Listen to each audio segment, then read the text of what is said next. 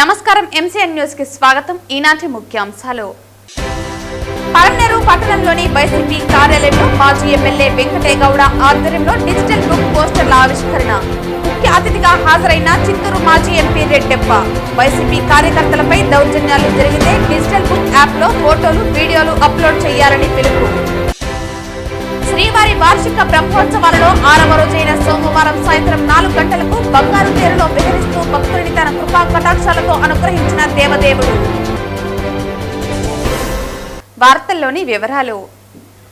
పలమనేరు పట్టణంలోని వైసీపీ కార్యాలయంలో మాజీ ఎమ్మెల్యే వెంకటేగౌడ ఆధ్వర్యంలో డిజిటల్ బుక్ పోస్టర్లను ఆవిష్కరించారు. ఈ కార్యక్రమానికి చిత్తూరు మాజీ ఎంపీ రెడ్డెప్ప ముఖ్య అతిథిగా హాజరయ్యారు. ఈ సందర్భంగా వారు మాట్లాడుతూ కూటమి నాయకులు వైసీపీ కార్యకర్తలను, సోషల్ మీడియా యాక్టివిస్టులను అక్రమ కేసుల్లో ముద్దాలను చేస్తున్నారని, మహిళలపైన దాడులకు తెగబడుతున్నారని అన్నారు. వైసీపీ కార్యకర్తలపై జరుగుతున్న దౌర్జన్యాలను డిజిటల్ బుక్ యాప్లో ఫోటోలు, వీడియోలు అప్లోడ్ చేయండి. మన ప్రభుత్వం అధికారంలోకి వచ్చిన వెంటనే ఎవరైతే మనల్ని ఇబ్బంది పెట్టారో అందరిపైన ఖచ్చితంగా వారిపై చట్టపరమైన చర్యలు తీసుకుంటామని తెలిపారు. నెలలోపు గ్రామస్థాయి కమిటీలు పూర్తి చేయాలని మాజీ ఎమ్మెల్యే వెంకటేగౌడ మండల నాయకులకు దిశానిర్దేశం చేశారు. మనం అధికారాన్ని కోల్పోయిన ప్రజల గుండెల్లో జగనన్న అభిమానాన్ని మాత్రం నిండుగా ఉంది అని ఈ కార్యక్రమాన్ని చూస్తే అర్థమవుతా ఉంది. ఈ కార్యక్రమం ఎందుకు పెట్టుకున్నామంటే దాదాపు కూటమి ప్రభుత్వం అధికారంలోకి వచ్చి 18-19 నెలలు అవుతా ఉంది. ఒకరేమో సూపర్ 6 సూపర్ హిట్ అంటూ ఉన్నారు, ఒకరేమో పథకాలు చేయాలంటే రాష్ట్రం మొత్తం అమ్మినా సరిపోదు అంటూ ఉన్నారు. వాళ్ళలో వాళ్ళకే క్లారిటీ లేకుండా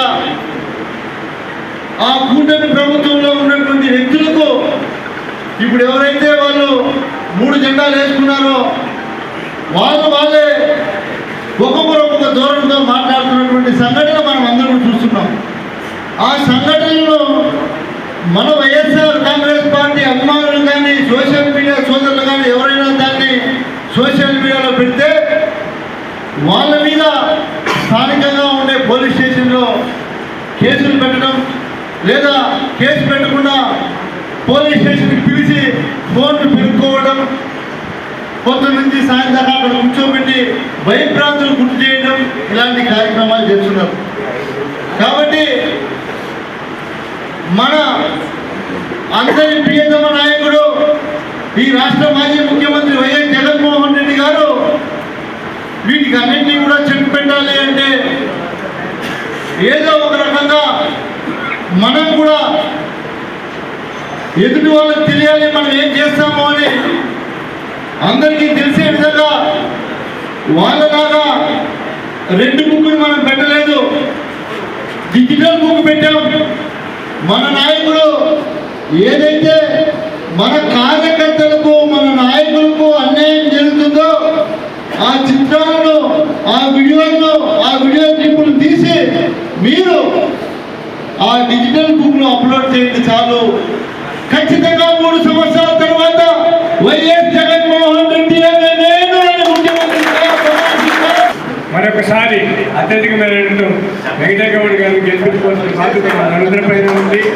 కాబట్టి మార్పటి ఇప్పుడు కృష్ణమూర్తి గారు ఈ పార్టీ గురించి ఈరోజు డిజిటల్ బుక్ గురించి మనకు అందరికీ తెలియజేసినాడు. ఎందుకంటే మీరు కూడా సంతోషంగా ఉండొచ్చు. ఎందుకంటే మీరు ఎవరైనా ఎక్కడైనా మిమ్మల్ని ఎవరైనా తెలుగుదేశం వాళ్ళు కానీ, పోలీసు వాళ్ళు కానీ, పోలీసు అధికారులు కానీ, రెవెన్యూ అధికారులు కానీ మిమ్మల్ని మహిళలు కానీ, విద్యార్థులు కానీ, కార్యకర్తలు ఎవరినైనా బాధ పెడితే మీరు మనకు రిపోర్ట్ ఇస్తే ఇప్పటి నుండి ఈ డిజిటల్ బుక్లో అన్నీ కూడా ఎంటర్ అవుతాయి. ఆ కేసులు, సెక్షన్లు ఎవరు మీ పైన రెవెన్యూ వాళ్ళు పెట్టారా, ఎక్సైజ్ వాళ్ళు పెట్టారా, గంజాయి కేసులు, తప్పుడు కేసులు పెడుతున్నారు, అదేవిధంగా పోలీసు వాళ్ళు పెడుతున్నారా, వాటందరికీ ఎవరు పెడతారో వాళ్ళందరి పేర్లు ఉంటాయి. జగన్మోహన్ రెడ్డి ప్రసిద్ధ ఉన్నాడు. రేపు మనం వచ్చిన తర్వాత మన కార్యకర్తలు ఏమి చెప్పింటే డేట్లకు వాటందరిపైన యాక్షన్ తీసుకొని వచ్చి ఇక్కడ కాదు ఎక్కడికైనా తరిగి కొట్టేదే కాదు, వాళ్ళకి పనిష్మెంట్ ఇచ్చేదానికి ముందుంటారని ప్రమాణం చేసి చెప్తున్నాడు. కాబట్టి మనము ఇంతకుముందు బాధపడినట్టు భయపడినట్టు మాకేమీ మా గుర్తుకు లేదు, మాకెవరూ లేదు, మేకెందుకు ఇవన్నీ కష్టపడాలా అని అనుకునే అవసరం లేదు. కాబట్టి దయచేసి మీరందరూ కూడా సంతోషంగా ఐకమత్యంగా ఉంటే గ్రామంలో కూడా ఒకరికొకరికి అందరూ చెప్పుకోలేసి కూడా రేపు వెన్నుండి ఎప్పుడు ఎన్నికలు జరిగినా కూడా జగన్మోహన్ రెడ్డి పార్టీ గెలుస్తుందని చెప్పుకుంటూ ముందుకు వేయాలనేసి మన వెంకటేగౌడ గారి నాయకత్వాన్ని బలపరచాలని మరీ కోరుకుంటూ నాకు ఈ అవకాశం ఇచ్చి మీకు అందరికీ ధన్యవాదాలు. జగన్మోహన్ రెడ్డి గారు డిజిటల్ బుక్ అనే ఒక యాప్ని రిలీజ్ చేసినారు. అది మన వెంకటేగౌడ చేతుల మీదుగా ఇప్పుడు రిలీజ్ చేస్తారు.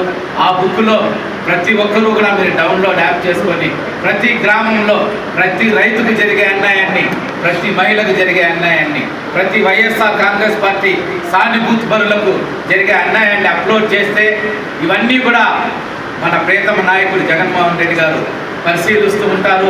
తప్పకుండా గవర్నమెంట్ వచ్చినాక వీటన్నింటినీ కూడా వాళ్ళు ఏమేమైతే ఇబ్బందులు పెట్టారో వీటన్నింటినీ కూడా సాల్వ్ చేసేకి ప్రత్యేకంగా కమిటీ వేసి మనం అప్లోడ్ చేసిన ప్రతి సమస్య మీద కూడా చర్య ఉంటుంది. ఇది తెలుగుదేశం పార్టీ మాదిరి రెడ్ బుక్ పార్టీ మాదిరి ప్రతీకార చర్యలు కాదు. మన పార్టీ కార్యకర్తలకు జరిగిన అన్యాయాన్ని సాల్వ్ చేసే ఒక డిజిటల్ బుక్ అని ప్రతికాముఖంగా అందరికీ కూడా తెలియజేస్తున్నాం. ఇకపోతే గ్రామ కమిటీలు దాదాపు అంతా పూర్తి చేసినారు. ఇంకా కొద్ది గొప్ప మిగిలింటే గతంలో ఒక పద్ధతి ఉండేది. అంటే ఆ ఊరి పేరు ఏదో గంగవరం మండలం అంటే కూర్చొని కమిటీ రాయేది, బైరెడ్డిపల్లి మండలం అంటే కూర్చొని ఇప్పుడు అట్లా ఒప్పుకోవడం లేదు. కేంద్ర పార్టీ కార్యాలయం నుండి ప్రతి గ్రామ పంచాయతీ కేంద్రంలో మీటింగ్ పెట్టాల్సిందే, ఆ ఫోటోలు అప్లోడ్ చేయాల్సిందే. కాబట్టి తప్పకుండా మిస్ అయ్యిండే గ్రామ పంచాయతీలంతా కూడా మన మండల నాయకులందరూ కూడా తొందరగా తిరిగి పొలంనేరు నియోజకవర్గాన్ని ఆదర్శవంతమైన నియోజకవర్గంగా వైఎస్ఆర్ కాంగ్రెస్ పార్టీలో నిలబెట్టాలని మీ అందరి సహకారం అనుకుంటున్నాను కోరుకుంటూ అవకాశం ఇచ్చిన పెద్దలందరికీ. ప్రభుత్వ పాఠశాలలో పనిచేసే వంట కార్మికులకు జీతాలు పెంచి ఉద్యోగ భద్రత కల్పించాలని, నిత్యావసర ధరలు పెరుగుదలకు అనుగుణంగా విద్యార్థులకు ఇచ్చే మెస్సు బిల్లులు పెంచాలని, 4 నెలలుగా పెండింగ్ లో ఉన్న జీతాలు బిల్లులు చెల్లించాలని ఏఐటీయూసీ జిల్లా ప్రధాన కార్యదర్శి కోదండయ్య డిమాండ్ చేశారు. ఈ రోజు చిత్తూరు కలెక్టర్ కార్యాలయం దగ్గర మధ్యాహ్న భోజన కార్మికుల సమస్యలు పరిష్కరించాలని కోరుతూ ఏఐటీయూసీ ఆధ్వర్యంలో జిల్లా నాయకురాలు రమాదేవి రేష్మ అధ్యక్షతన ధర్నా కార్యక్రమం చేపట్టారు. ఈ కార్యక్రమానికి ముఖ్య అతిథులుగా ఏఐటీయూసీ జిల్లా ప్రధాన కార్యదర్శి కోదండయ్య, జిల్లా గౌరవ అధ్యక్షుడు నాగరాజు పాల్గొని మాట్లాడుతూ ఈ రోజు మధ్యాహ్న భోజన కార్మికులు స్కూల్ పిల్లలకు వంట చేసి పెడుతూ కనీసం రోజుకు 100 రూపాయల వేతనంతో వాళ్ళ కుటుంబాలు ఏ విధంగా పోషించాలని అన్నారు. ఈ రోజు నిత్యావసర ధరలు రోజు రోజుకు పెరుగుతున్నప్పటికీ విద్యార్థులకు ఇచ్చేటువంటి మెస్ ఛార్జీలు పెంచాలని డిమాండ్ చేశారు. తమిళనాడు, కర్ణాటకలో జీతాలు పెంచినప్పటికీ మన ఆంధ్ర రాష్ట్రంలో మాత్రం మధ్యాహ్న భోజన కార్మికులను పట్టించుకోవటం లేదని, ఈ రోజు మెను ప్రకారం భోజనాలు పెట్టాలని చెబుతున్నప్పటికీ ఇప్పటి వరకు వారికి ఉద్యోగ భద్రత కానీ, వేతనాలు పెంచడం కానీ, గుర్తింపు కార్డులు ఇవ్వటం కానీ, కనీసం గ్రాడ్యుయేటీ కూడా అమలు చేయకపోవటం బాధాకరమైన విషయం అన్నారు. కావున ఇప్పటికైనా రాష్ట్ర ప్రభుత్వం స్పందించి మధ్యాహ్న భోజన కార్మికులకు వేతనాలు పెంచి వారికి న్యాయం చేయాలని డిమాండ్ చేశారు. ఈ కార్యక్రమంలో ఏఐటీయూసీ జిల్లా ప్రధాన కార్యదర్శి కోదండయ్య, జిల్లా గౌరవ అధ్యక్షుడు నాగరాజు, జిల్లా నాయకులు రమాదేవి, స్కూల్ ఆయమ్మల జిల్లా కార్యదర్శి Jayakumari, green ambassador workers union జిల్లా కార్యదర్శి గోవింద్ స్వామి తదితరులు పాల్గొన్నారు. ఈరోజు మధ్యాహ్న భోజన కార్మికుల సమస్యలపైన ఈరోజు ఈ కలెక్టర్ కార్యాలయం దగ్గర నిరసన కార్యక్రమం తెలియపరుస్తున్నాం. ప్రధానంగా ఈరోజు గత జూన్ నుంచి ఇంతవరకు కూడా బిల్లులు కానీ వేతనాలు కానీ చెల్లించలేదు. ప్రతి నెల జీతాలు వేస్తే వాళ్ళకి ఇచ్చేటువంటి 3,000 కూడా 4 నెలలు 5 నెలలు పెండింగ్ పెడితే వాళ్ళ కుటుంబాలు ఏ విధంగా పోషించాలని ఏఐటీసీగా మేము డిమాండ్ చేస్తున్నాం. ఈరోజు రాష్ట్ర ప్రభుత్వం ఎన్నికల్లో హామీ ఇచ్చింది. మేము అధికారానికి వచ్చిన వెంటనే మహిళల నుంచి 270 రూపాయల జీతం వస్తూ ఉంది. కానీ ఈరోజు మధ్యాహ్న భోజన కార్మికులకు 100 రూపాయలు, అది కూడా ప్రతి నెల జీతం వేయడం లేదు.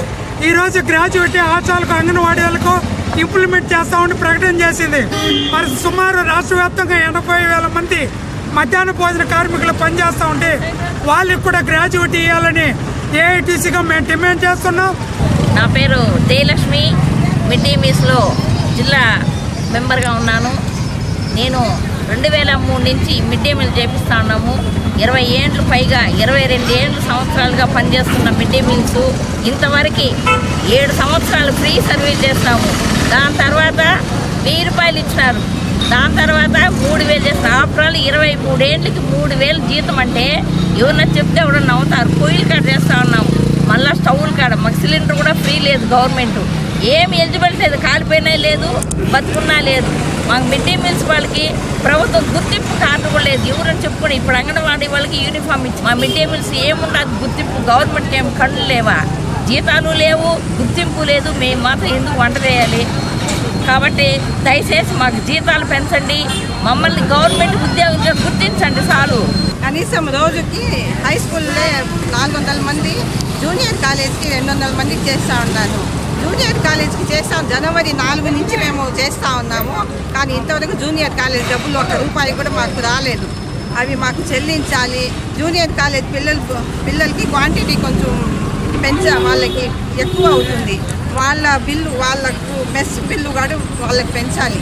జూనియర్ కాలేజ్ పిల్లలకి మాకు కనీసం వేతనము కనీసం 10,000 అయినా మెయిన్ కుక్కి, జూనియర్ కుక్కి ఒక 7,000 అయినా ఇవ్వాలని మేము గవర్నమెంట్కి ఆశిస్తున్నాము. శ్రీవారి వార్షిక బ్రహ్మోత్సవాలలో భాగంగా 6వ రోజైన సోమవారం సాయంత్రం 4 గంటలకు శ్రీవారు బంగారు తేరులో విహరిస్తూ భక్తుల్ని తన కృపా కటాక్షాలతో అనుగ్రహించారు. దాస భక్తుల నృత్యాలతోనూ భక్తజన బృందాల కోలాహలం, మంగళ వాయిద్యాల నడుమ తిరుమాడవీధులలో కడు రమణీయంగా స్వర్ణ రథోత్సవం అత్యంత వైభవంగా జరిగింది. మహిళలు పెద్ద సంఖ్యలో పాల్గొని శ్రీవారి స్వర్ణ రథోత్సవాన్ని లాగారు. స్వర్ణ రథోత్సవాన్ని దర్శించడం వల్ల లక్ష్మీదేవి కరుణతో సంపదలు, భోగ భాగ్యాలు, భూదేవి కరుణతో సమస్త ధాన్యాలు, శ్రీవారి కరుణతో సర్వశుభాలు, సుఖాలు చేకూరుతాయని భక్తుల విశ్వాసం. స్వర్ణ రథోత్సవంలో TTD EO Anil Kumar Singhal, JEO Veerabrahmam, CVSO Muralikrishna, CE Satyanarayana ఇతర అధికారులు పాల్గొన్నారు.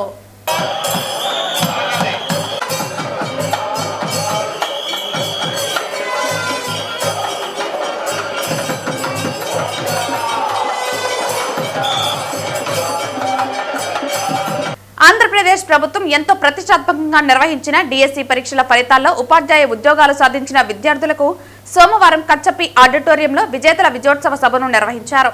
ఈ కార్యక్రమానికి ముఖ్య అతిథిగా తిరుపతి ఎమ్మెల్యే ఆర్ఎన్ శ్రీనివాసులు పాల్గొని జ్యోతి ప్రజ్వలన చేసి ప్రారంభించారు. మన తిరుపతి నగరంలో నారాయణ డిఎస్సి కోచింగ్ సెంటర్ ప్రారంభించి చాలామందికి నిరుద్యోగంగా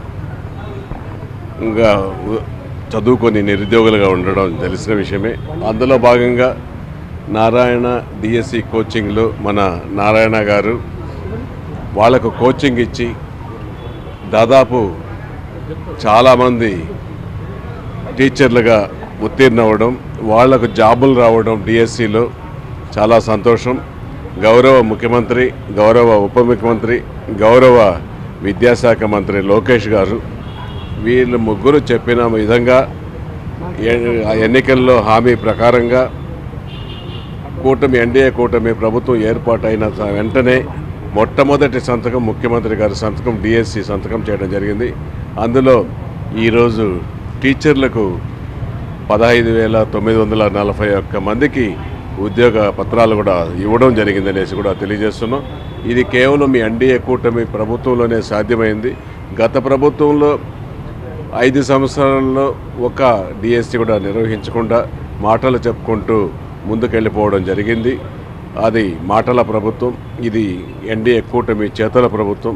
గౌరవ ముఖ్యమంత్రి నారా చంద్రబాబు నాయుడు గారు, గౌరవ ఉప ముఖ్యమంత్రి శ్రీ కొనిదెల పవన్ కళ్యాణ్ గారు, గౌరవ మంత్రివర్యులు విద్యాశాఖ మంత్రి లోకేష్ గారు ముగ్గురు కూడా కలిసి ఆంధ్ర రాష్ట్రాన్ని అన్ని విధాల అన్ని రంగాల్లో అభివృద్ధి చేయడమే ధ్యేయంగా పనిచేస్తున్నారనేసి ఈ సందర్భంగా తెలియజేస్తున్నారు. ముఖ్యంగా మన దాదాపు 2018వ సంవత్సరం నుంచి డిఎస్సి నోటిఫికేషన్ లేక నిరుద్యోగులు చాలా ఆందోళన చెందడం జరిగింది.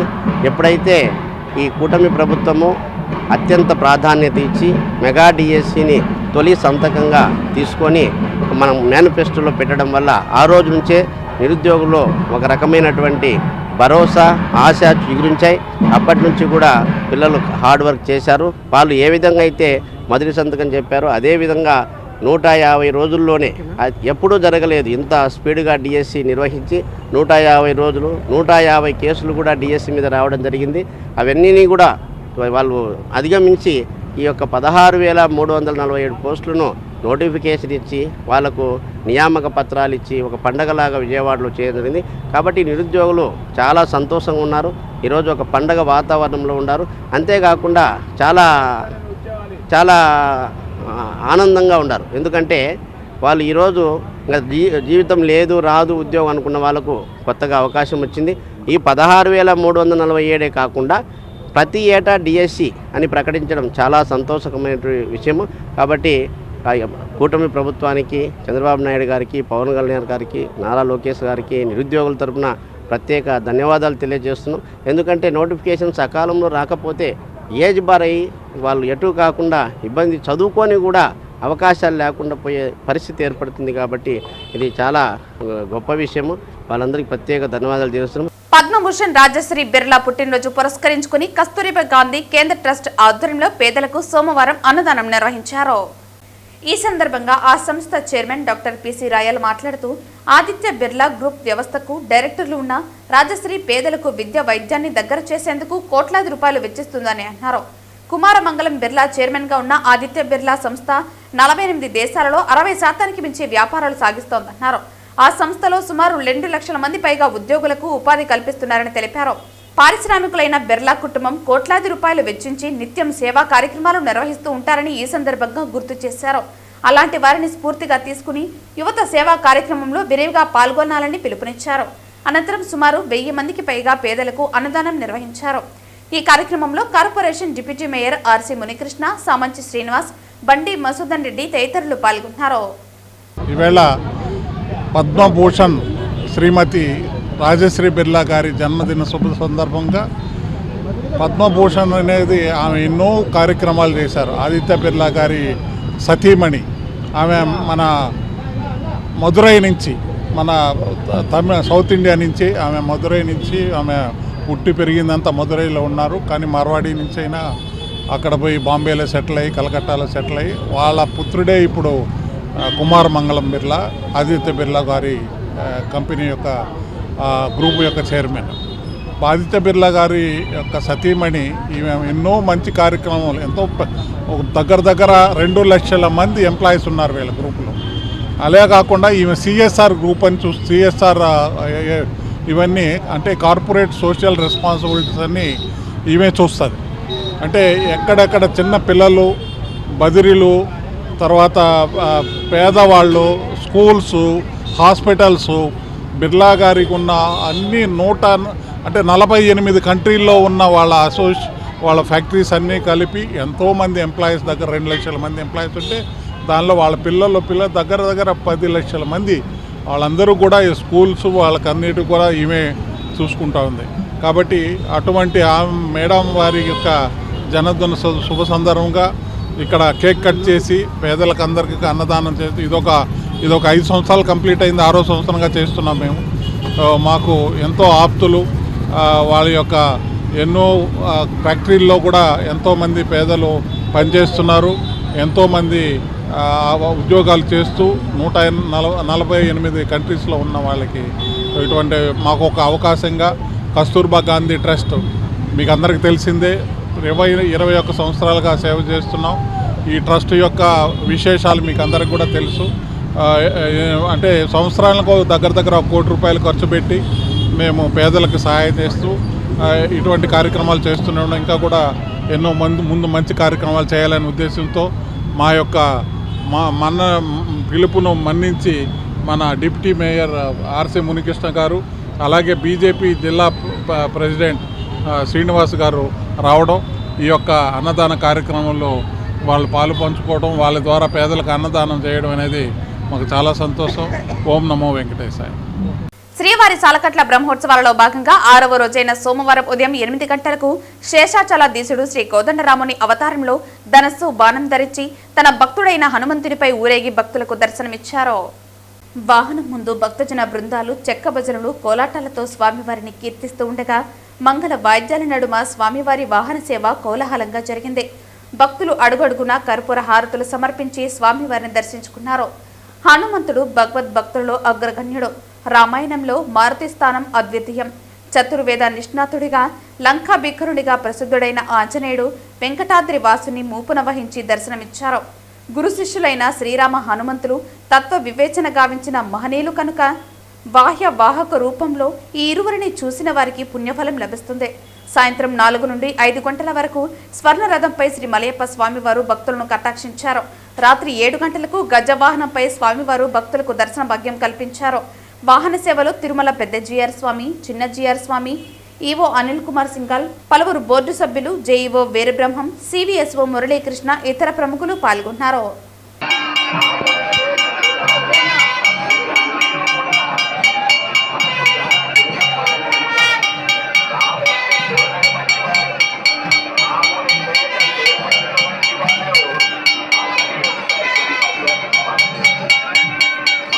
దుబాయ్లో జరిగిన ఆసియా కప్ ఫైనల్లో పాకిస్తాన్ పైన భారత్ గెలవడంతో తిరుపతిలో బీజేపీ నాయకులు స్థానిక గోవిందరాజస్వామి దక్షిణ మాడవీధి వద్ద జాతీయ పతాకాలు చేతపట్టి స్వీట్లు పంచిపెట్టి సంబరాలు చేసుకున్నారు. ఆసియా కప్ భారత్ గెలుచుకోవడంతో తిరుపతిలో బీజేపీ నాయకులు సంబరాలు చేసుకున్నారు. స్థానిక గోవిందరాజస్వామి దక్షిణ మాడవీధి వద్ద జాతీయ పతాకాలు చేతపట్టి స్వీట్లు పంచిపెట్టారు. ఈ కార్యక్రమంలో బీజేపీ రాష్ట్ర మాజీ కార్యవర్గ సభ్యులు గుండాల గోపీనాథ్, బీజేపీ సెంట్రల్ మండల ఉపాధ్యక్షులు తొండమనాటి సుబ్రహ్మణ్యం రెడ్డి, బీజేపీ నాయకులు అన్నారెడ్డి రాజశేఖర్ రెడ్డి, మిట్టపల్లి బ్రహ్మానందరెడ్డి, తెలుగుదేశం సీనియర్ నాయకులు సింగంశెట్టి సుబ్బరామయ్య, బీజేపీ యువ మోర్చా నాయకులు రామిరెడ్డి, ఈశ్వరయ్య, సురేష్, జగదీష్, చంద్రశేఖర్, కన్నప్పగారి కేశవులు తదితరులు పాల్గొన్నారు. ఆసియా కప్ మన భారత్ గెలుచుకోవడం చాలా సంతోషంగా ఉంది. ఈ సందర్భంగా స్థానిక గోవిందరాజులగుడి దక్షిణ మేడ వీధిలో స్వీట్లు పంచి జాతీయ పతాకాలతో సంబరాలు చేసుకున్నాము. ఇది మన భారత్ అన్ని రంగాల్లో ముందుండడానికి ఇదే ఉదాహరణ. ఇట విద్యలో కానీ అలాగే క్రీడల్లో కానీ అన్ని ఏ విధమైన దానిలో కూడా భారతే గెలుస్తుంది. ఈరోజు మాకు చాలా సంతోషంగా ఉంది. ఈ కప్పు గెలవడానికి క్రికెట్ ప్లేయర్లు బాగా ఆడిన దానికి వారికి అందరికీ వందనాలు తెలియజేసుకుంటూ భారత్ మాతాకి జై. ఈరోజు భారత్ పాకిస్తాన్ మధ్య తుది పోరులో పాకిస్తాన్పై భారత్ విజయాన్ని అందుకోవడం, భారతదేశంలోనే ఈ యొక్క క్రీడాభిమానులు సంబరాలు చేసుకోవడం, పాకిస్తాన్ 19.1 బాల్లో 146 పరుగులకి ఆల్అౌట్ కావడం, భారత్ 19.4 బాల్లో 150 పరుగులు చేసి 5 వికెట్లు కోల్పోయి భారత్ విజయాన్ని అందుకునింది. ప్రధానంగా కులదీప్ యాదవ్ 4 ఓవర్లలో 30 పరుగులు ఇచ్చి 4 వికెట్లు తీయడంతో, అదేవిధంగా అక్షర్ పటేల్ 2 వికెట్లు, వరుణ్ చక్రవర్తి 2 వికెట్లు, మన బుమ్రా 2 వికెట్లు తీసి పాకిస్తాన్ చిత్తుగా ఓడించడం. అదేవిధంగా మన తిలక్ వర్మ 53 బంతుల్లో 69 పరుగులు చేసి 3 4లు 4 సిక్సర్లతో ధనాధన ఇన్నింగ్స్తో భారత్ విజయంలో కీలక పాత్ర పోషించారు. ఈరోజు తిరుపతిలో టపాకాయలు పేల్చి మిఠాయిలు పంచి ఈ తిరుపతిలో అందరూ కూడా పాల్గొని ఈ యొక్క కార్యక్రమంలో సంతోషంగా చేసుకోవడం జరిగింది. సింధూర్ లాగానే మనం పాకిస్తాన్ పైన కప్పు గెలవడం కూడా మాకు చాలా ఆనందంగా ఉంది. చిత్తుగా ఓడించి వాళ్ళని మనం గెలుపొందినందుకు చాలా ఆనందంగా అద్భుతంగా ఉంది. కాబట్టి ఇదే విధంగా ముందుకు వెళ్ళాలని, ఇండియా లెవెల్లో అందరూ కూడా వందే మాత్రం అనే నినాదంతో ముందుకు వెళ్ళాలని కోరుకోవడం జరుగుతాం. వార్తలు ముగించే ముందు ముఖ్యాంశాలు మరోసారి. పలమనేరు పట్టణంలోని వైసీపీ కార్యాలయంలో మాజీ ఎమ్మెల్యే వెంకటేగౌడ ఆధ్వర్యంలో డిజిటల్ బుక్ పోస్టర్ల ఆవిష్కరణ. ముఖ్య అతిథిగా హాజరైన చిత్తూరు మాజీ ఎంపీ రెడ్డెప్ప. వైసీపీ కార్యకర్తలపై దౌర్జన్యాలు జరిగితే డిజిటల్ బుక్ యాప్లో ఫోటోలు, వీడియోలు అప్లోడ్ చేయాలని పిలుపు. శ్రీవారి వార్షిక బ్రహ్మోత్సవాలలో 6వ రోజైన సోమవారం సాయంత్రం 4 గంటలకు బంగారు తేరులో విహరిస్తూ భక్తుడిని తన కృపా కటాక్షాలతో అనుగ్రహించిన దేవదేవుడు. ఈ వార్తలు ఇంతటితో సమాప్తం. తిరిగి వార్తల్లో మళ్ళీ కలుద్దాం. అంతవరకు సెలవు. నమస్కారం.